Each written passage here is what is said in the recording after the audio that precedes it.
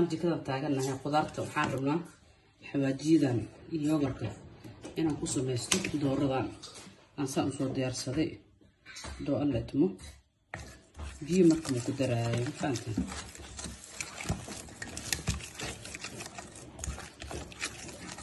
yogurkana hadda ku qasatid dooro hilib maxaa kasii macaan habeenkii markaa la dhigtid qudaarta maasha allah dooradina saan u soo jarta aniga dooradina saan u soo jartay ku soo wada ridaa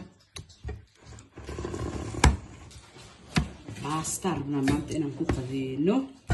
hadduu ilaahay idmo yaa ciday ugu qaata war badanna ma aqaanaan ma fahanteen daa si fiican u hadlo nagnage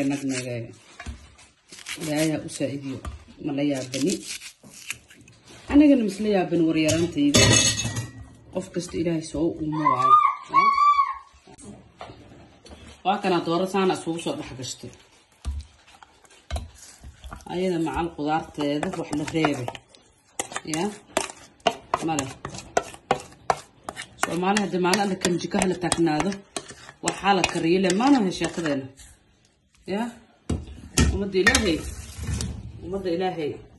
laba beri week ay u karsadaan Soomaali marka idoo waxba haysanay iska kibirsan toosan kan ka hadlay ilaahay abno dhaliyay sayelnahay qof bahan oo kibraayan Soomaali laga arkaa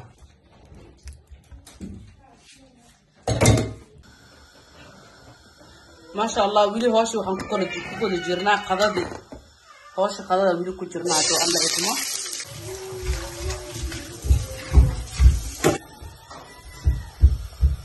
ماشي عم حاطة كسر شطين يعني ذي بسشة إن شاء الله مركز كل سلابان على الرجيم كنا تبلو بصوص يدو الله يتمه يا كراس هيلو كشيدنا سامو يجوسو شيلمي كراتو بردada marka dib u soo siistay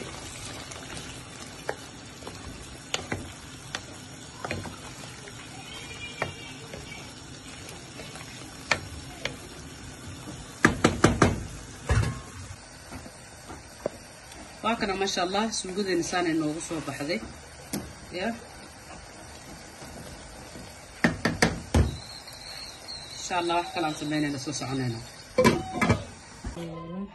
dooradeenana waa kan aan gashanayna ma sha Allah saan inoogu soo baxday